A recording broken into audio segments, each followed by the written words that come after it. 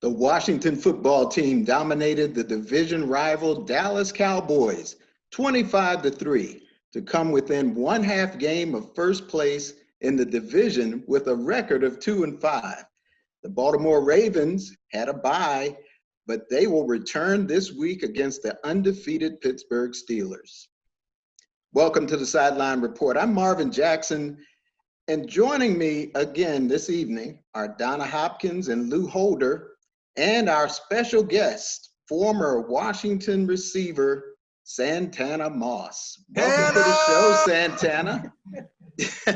Thank y'all for having me. Good. Santana's an old friend of all of ours, so it's kind of cool. We go way back.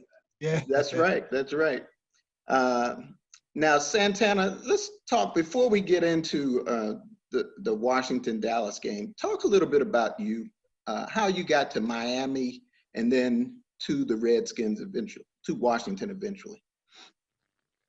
Well, most folks saw my glory days and, down to you, and they just probably thought I was one of those five-star athletes that was sought out by all the big schools and ended up in Miami. But my story and journey is a little different. But, I got there on a track scholarship and just made the best of my opportunity. I think it was best for me because I've always been a football guy from day one. I knew I was going to play football. That was something that I told myself from day one. And when it came time to have those opportunities, I almost doubted would I get it. And luckily, fortunately, track was another sport of mine that I was good at, and that got me into Miami. The rest was history. I got into college on, just, scraping, crawling, however I can get in there, scratching, got in there, and then leaving out of college, I was a first rounder going to the Jets. Jets picked me up in the first round in 2001. And it was crazy because leading up into the draft, leading up into draft day, rather, everyone from Washington called me saying I was going to be selected by the Washington, at the time, Redskins. And it's crazy being the guy that I am. I'm almost like, anybody else, I'm not going to get my hopes high. So I was basically saying, show me before I can tell you that, before you can tell me. And things didn't go my way. I ended up in New York. But 4 years there, and before you know it, in the blink of an eye, I was traded going into my fifth season, and I in here in Washington, and the rest is basically history.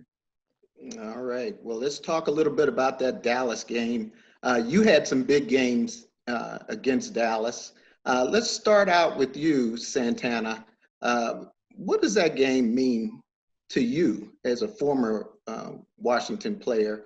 And how big was that win? Well, honestly, yeah, that win was real big for us. I mean, especially just knowing how our division is right now. I mean, we still in the thick of things, regardless of how, bad people want to say it is. It's bad. Let's be real. It's bad. But when you're still in it and you have a chance to fight and be that last team standing, who cares how many wins the next team got? Who cares how bad we are? Let's go out there and be that team. So it was great to see those guys get a victory. That game means more than anything. I think, if anybody in the DMV area, just from me being here since 2005, I came into this, this rivalry not knowing that it meant so much. But I can tell you after that Monday Night Miracle game, I remember taking my kid to school and getting gas, and everyone stopped their cars and bombarded me at the gas station. So I knew then this is something different. This is something that I wasn't, it reminded me of Miami, Florida State week. So, but just seeing our team go out there and battle, and especially, people have been talking all year long, rather, about how the Cowboys have been looking because they, quote unquote, is the America's team, and everyone before the season even started have them being at, division champ and all that stuff. But what folks fail to realize, regardless of how bad you are, when you playing your rivals, the guys in this division, you have to beat them. And that's what I want to see our guys. Right now, we could have easily be 3-0 in our division. I mean, I feel like we gave the Giants one. And, at the end of the day, we have to see them again real soon. But to see that we beat the Eagles, who I believe is the better team in this division. The last few years they have been. This year I feel like they have what it takes also. But we beat them. So it's going to be up to them to prove me wrong, to see us beat those guys and beat the Cowboys and still have the Giants, the Cowboys. Man, it's just great to see us where we at. I feel like we're in the thick of things, and I'm looking forward to seeing these guys finish strong. All right, Donna. Yeah, like Santana said, it was a big win, but I think even more so because all three phases of this team played well. And finally, we've been talking about a running game that had not got on track. And finally, it set up the passing game even more so that they didn't even have to utilize that. Antonio Gibson had 33 carries in his whole career in college. He ends up with 20 for 128 yards. So it was nice to see the running game get on target. And finally, Santana will appreciate this, is that the long ball, finally, we saw that in that game. And Dallas, they are in such disarray right now. Players calling out the coaches, and they literally look like they were half there. But kudos to the Washington football team for just an outstanding game that we saw on all three phases of the team. Lou. Yeah, before I get to the present day, I remember that Monday night game, Santana Moss with 2 catches from Mark Brunell when that game was, all the reporters that were there, Marvin, in Dallas, we had already written our stories and nothing was happening. It was just a debacle.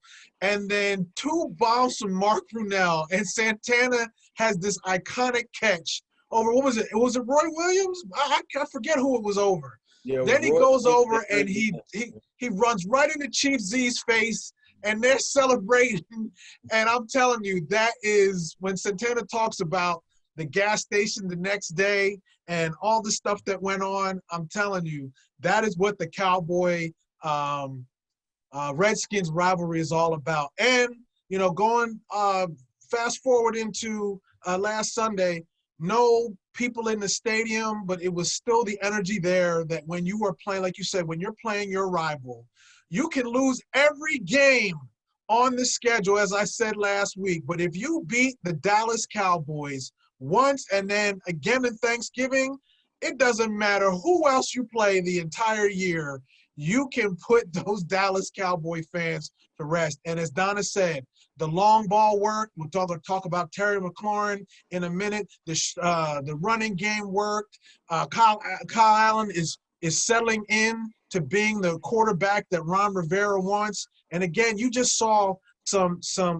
people who had some level of success against their rival, that they can rest for a week in the bye week and then hit it again with the Giants after the bye is over. So kudos all around. Then Ron Rivera having his last cancer treatment the day after. It's a great couple of days for the Washington franchise. That's awesome. That's awesome. Well, let's take a break. More Sideline Report with Donna, Lou, and Santana Moss when we return.